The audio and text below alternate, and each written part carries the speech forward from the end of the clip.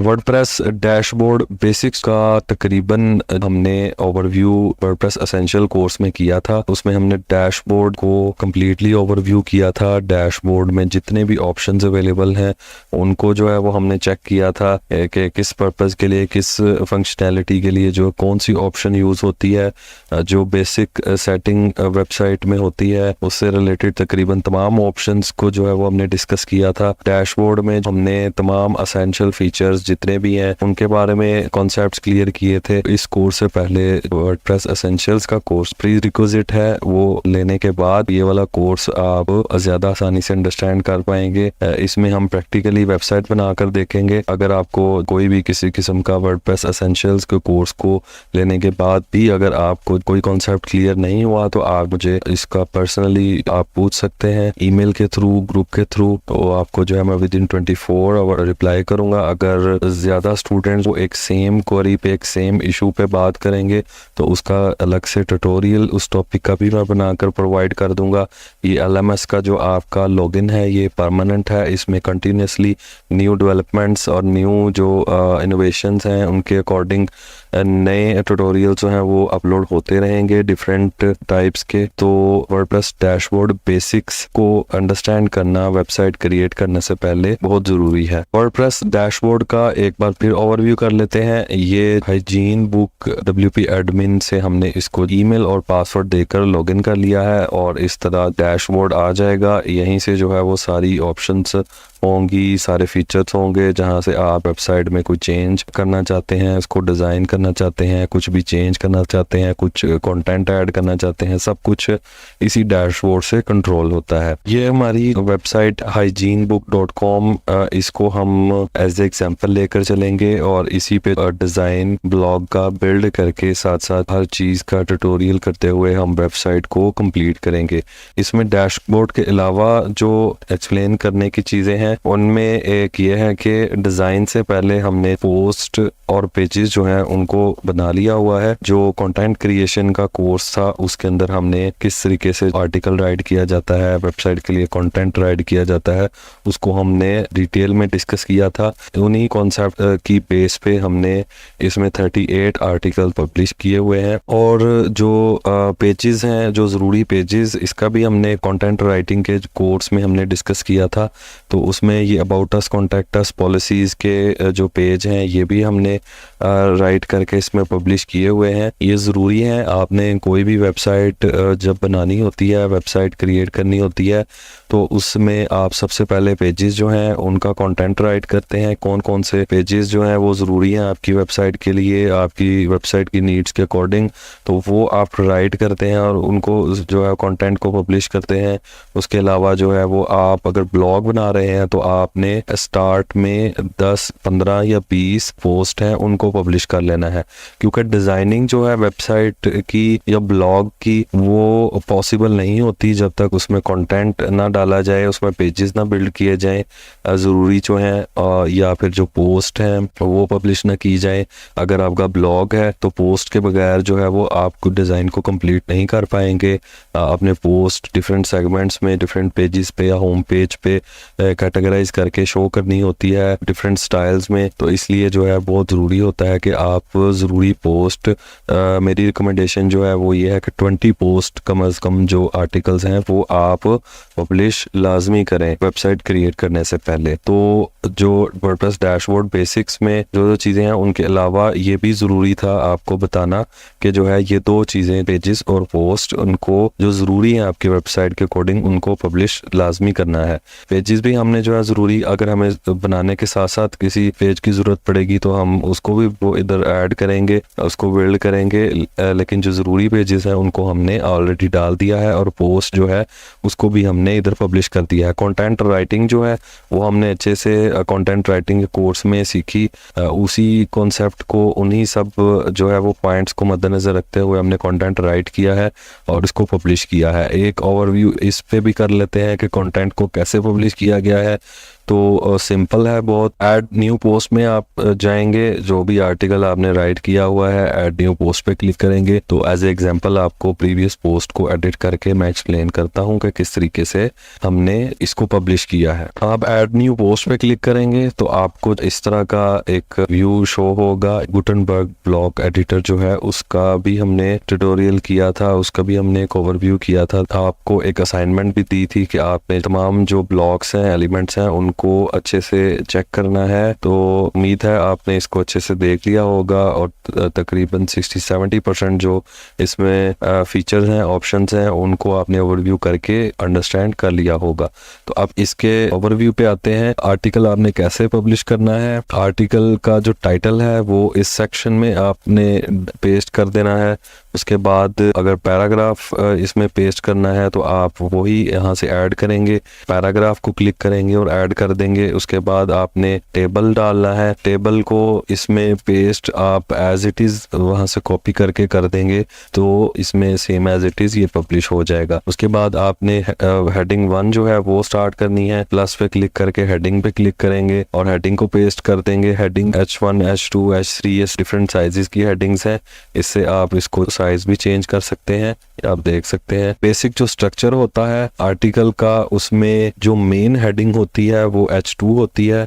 अगर इसके बाद कोई इसी हेडिंग की एक सब हेडिंग होगी वो H2 होगी। उसके बाद इसी में एक और सब हेडिंग होगी तो फिर जो है वो H3 होगी, ताकि एक स्ट्रक्चर बन पाए। वो H2 हेडिंग्स जो है वो ये सब H2 हेडिंग्स हैं क्योंकि ये मेन हेडिंग्स हैं आर्टिकल की। तो एग्जांपल के तौर पे ये वाली हम हेडिंग देखते हैं, H2 है। इसमें हम इसको जो है वो एज ए हेडिंग भी कर सकते हैं। हेडिंग इसको हम H3 कर सकते हैं क्योंकि ये इस हेडिंग की सब हेडिंग है। या H4 इसको करेंगे। अगर H3 की हेडिंग के अंडर कोई हेडिंग आ रही है सब हेडिंग तो फिर हम उसको H4 कर देंगे। इसके बाद आपने इसी तरह पैराग्राफ पब्लिश किया, पेस्ट किया, उसके बाद फिर हेडिंग डाली। इसी तरह सारा आर्टिकल आप इसमें पब्लिश कर देंगे। फाइनल थॉट जो है वो भी H2 होगी क्योंकि जब हम टेबल ऑफ कंटेंट पोस्ट में डालेंगे तो फिर एक जो है वो अच्छे स्ट्रक्चर की टेबल ऑफ कंटेंट बन जाएगी। इसी तरह जो है ये आप देख सकते हैं ये H2 हेडिंग है। इसमें इसको जो है हम एज ए हेडिंग भी कर सकते हैं, ये H3 हो जाएगी। इसको भी हम हेडिंग कर सकते हैं, ये भी H3 हो जाएगी। इस तरह हेडिंग के बाद सब हेडिंग जो है वो H3 होगी। उसके बाद अगर यहाँ भी कोई इसके नीचे कोई हेडिंग, किसी पैराग्राफ की हेडिंग देनी होगी तो उसको हम H4 कर देंगे। मेन हेडिंग जो है वो H2 ही होंगी क्योंकि H1 हेडिंग जो है वो टाइटल की होती है ऑटोमेटिकली ही। तो टाइटल जो पोस्ट का टाइटल होता है वो आप यहाँ ऐड टाइटल में पेस्ट करते हैं। तो इस तरीके से आर्टिकल को इधर कॉपी करके तो पेस्ट कर देना होता है। ठीक हो गया।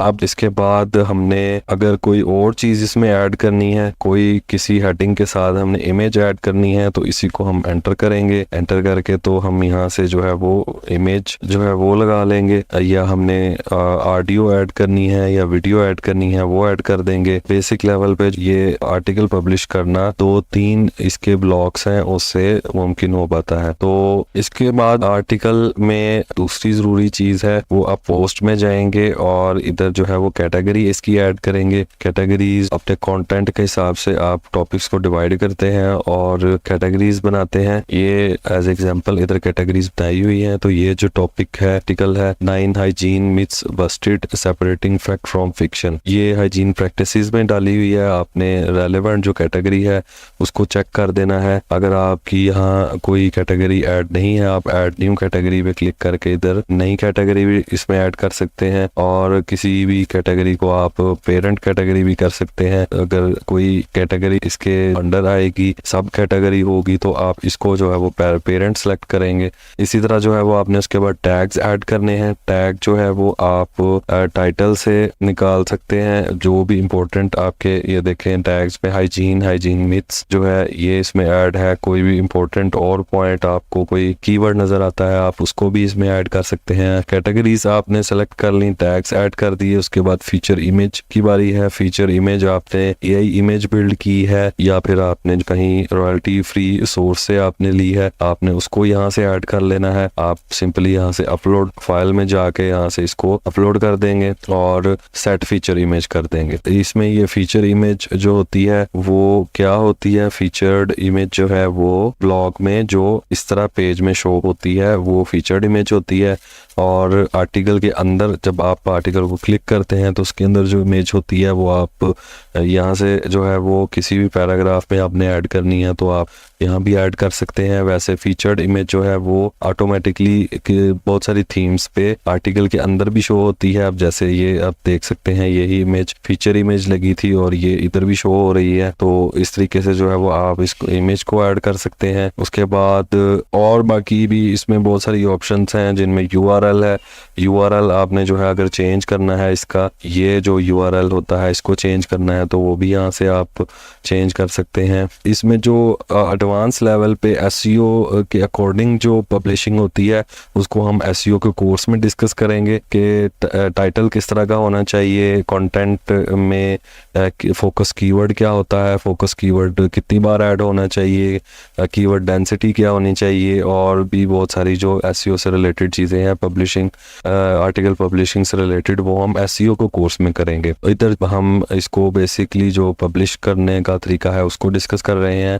इधर विजिबिलिटी आपने कौन सी रखनी है वो चेंज कर सकते हैं, पब्लिश करना है इसको या शेड्यूल करना है उसको आपने वो भी आप इधर सेलेक्ट कर सकते हैं। ठीक है, उसके बाद इधर डिस्कशन में कमेंट्स अलाउ करने हैं कि नहीं करने उसको आप चेंज कर सकते हैं। लिंक सजेशंस की ऑप्शन जैसे जैसे आप प्लगइन्स ऐड करेंगे इधर भी ऑप्शंस में इजाफा होता जाएगा। आप उसके अकॉर्डिंग जो है वो कोई भी आप ऑप्शन को लेकर आप कर सकते हैं। ऑथर्स अगर आपकी वेबसाइट के जो कंटेंट राइटर हैं वो आपने ऑथर 2-3 ऐड किए हुए हैं तो यहाँ से किस ऑथर लिस्ट में ये जाए आर्टिकल पब्लिश हो आप वो इधर सेलेक्ट कर सकते हैं। उसके बाद stick to the top of the blog आप इसको कर सकते हैं। डिफरेंट थीम्स में डिफरेंट ऑप्शंस आपको आएंगी लेकिन बेसिक लेवल पे जो है आपने इसको इस तरीके से आपने पब्लिश कर देना है। इसमें हम टेबल ऑफ कंटेंट भी ऐड कर सकते हैं। Table of content first paragraph के बाद ऐड होता है, इधर हम इसको प्लस करेंगे और table of contents by Rank Math हमने इसमें इंस्टॉल किया हुआ है। Table of contents Yoast plugin जो हम इसमें इंस्टॉल करेंगे उससे भी एक टेबल ऑफ कंटेंट्स की ऑप्शन आ जाती है। टेबल ऑफ कंटेंट के अलग से प्लगइन्स भी हैं और टेबल ऑफ कंटेंट का फीचर रैंक मैथ में भी है। हमने इस पे क्लिक किया तो आप ये देख सकते हैं टेबल ऑफ कंटेंट ऑटोमेटिकली जो हमारी हेडिंग्स के अकॉर्डिंग है वो बनकर इधर आ गया है। अब इधर ये सब हेडिंग्स टेबल ऑफ कंटेंट में इसलिए शो हो रही हैं क्योंकि ये H2 हेडिंग्स हैं। अगर हम कोई हेडिंग उसको हम फॉर एग्जांपल इसको हम H3 कर देते हैं तो फिर आप टेबल ऑफ कंटेंट में देख सकते हैं कि ये हेडिंग है इसकी और ये सब हेडिंग है, ये सब हेडिंग में ऐड हो गई। इस तरह इसके नीचे भी कोई अगर हेडिंग है H4 तो वो इसके नीचे आ जाएगी, automatically table of content build होता जाएगा। ठीक हो गया। उसके अलावा ये रैंक मैथ में जो ऑप्शंस हैं इनमें इनका क्या काम है, क्या फंक्शनैलिटी है, कैसे एसईओ के अकॉर्डिंग कंटेंट को बेहतरीन बनाया जा सकता है, उसको हम एसईओ के कोर्स में कंप्लीटली डिस्कस करेंगे। इसी तरह जो है वो पेजेस को भी इसी तरह पब्लिश किया गया है। एक एग्जाम्पल के तौर पे एक पेज को हम ले लेते हैं, पेज को भी आप चेक कर सकते हैं। ये क्लासिक की ऑप्शन इसलिए आ रही है क्योंकि ये जो है वो क्लासिक एडिटर जो पहले होता था गुटेनबर्ग ब्लॉक एडिटर से पहले, तो वो भी आप यूज़ कर सकते हैं। वो भी काफ़ी सिंपल होता है कि नया फीचर वर्डप्रेस ने निकाल दिया है, इसका एडिटर जो है वो चेंज कर दिया है तो आप लेटेस्ट फॉर्म को ही यूज़ करेंगे, क्लासिक एडिटर को यूज़ करने की ज़रूरत नहीं है।